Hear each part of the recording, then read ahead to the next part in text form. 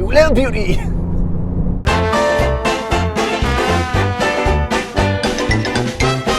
Okay, quick history thing then. Fast forward is a bit of alliteration that evokes some powerful letter and number combinations. XR2I, RS, XR 4x4x4x4x4x4, Cosworth, and of course, ST. But ST is actually quite new. Like Ford did stick it onto a couple of dad cars in the 90s and a couple of shopping cars. The first time it turned up on a Fiesta was in 2004 and wasn't really that good either.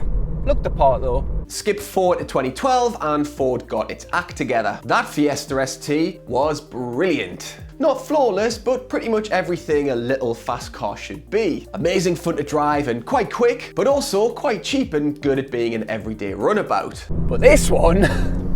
Bullseye.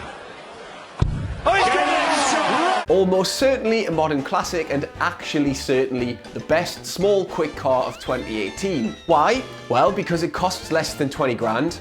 Well, it can do anyways. You can have it with 5 doors, so it's every bit as practical as the normal Fiesta as a runabout. It's powered by one of the great modern small petrol engines, and on the right road it dances around like Chrissy Waddle on his best day.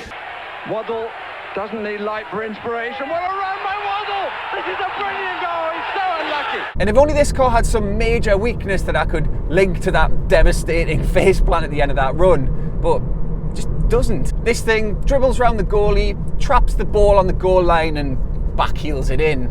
Well, there are a couple of things. No, there's no need to stop the music, they're just little. Thanks.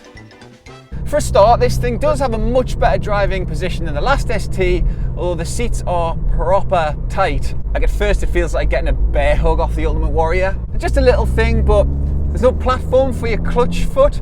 If there was one, it would make gear changes that little bit easier and more enjoyable. And it's just not that good on the motorway because the way the suspension is set up means that it bounces.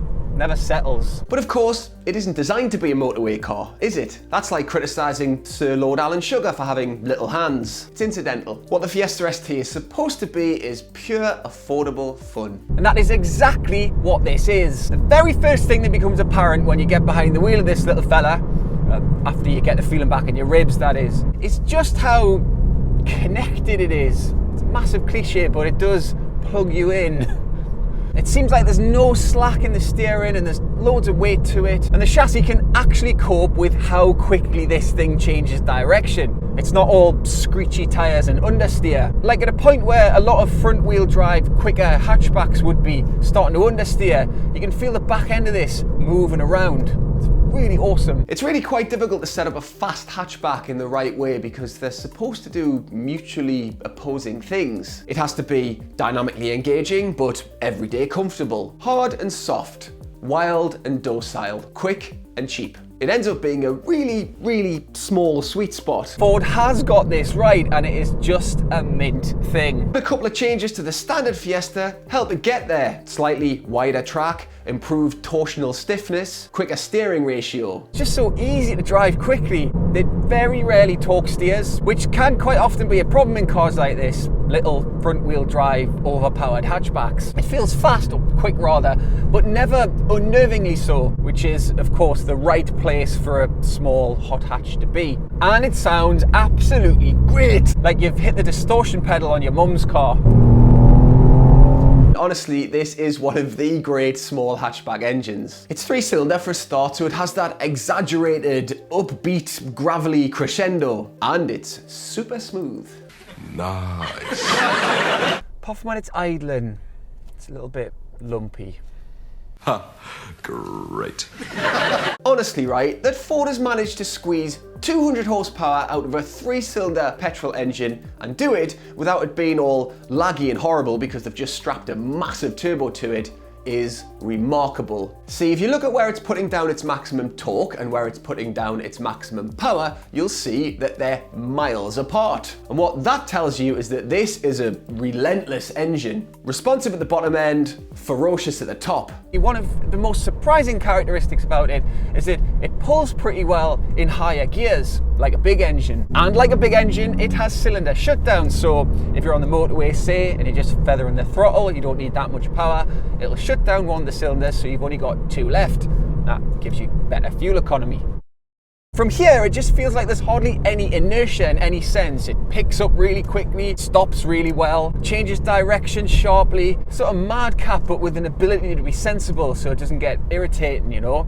It's like your mental friend who tears up the dance floor at the Christmas party, but then who you can also take soft furnishing shopping to TK Maxx on a Sunday afternoon. On that, this of course remains as practical as the other Fiestas, and you can find out all about that by watching our other Fiesta review. I'll put a link in the description. Enough to say here that it's got a decent sized boot, reasonable rear leg space, and a very adequate cabin. And again, 5 doors if you like. And it's also reasonably insurable, sort of. Really more prudent for now is to talk about ST specifics. Like how you can get 3 versions called ST1, 2 and 4. No, not really 3. Now we genuinely only need an ST1, but we'd probably bump it up to an ST2 because you get nicer stereo, nicer touchscreen, heated seats, etc. All cars get driving modes too. Now the suspension is fixed so it handles stuff like steering weight, throttle response, engine sound, and in race mode it dials down the traction control. But like everything else in this car, it's just really well judged. It doesn't change the fundamental character of the car,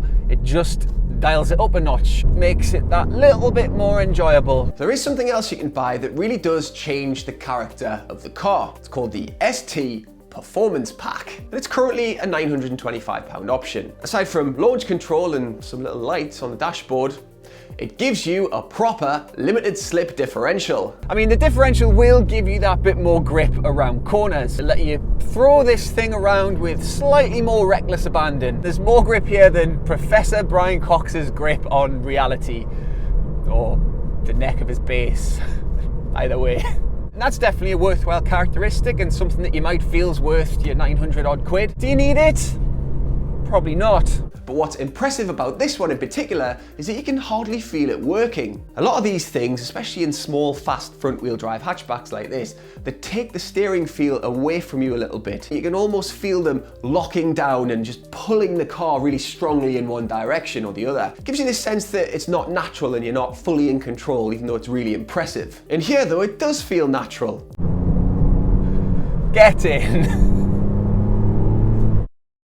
I cannot recommend this car highly enough. It's the best of these little fast hatchback things by some distance. It feels more sophisticated and less like hard work than a Mini Cooper S, and it's more practical than that.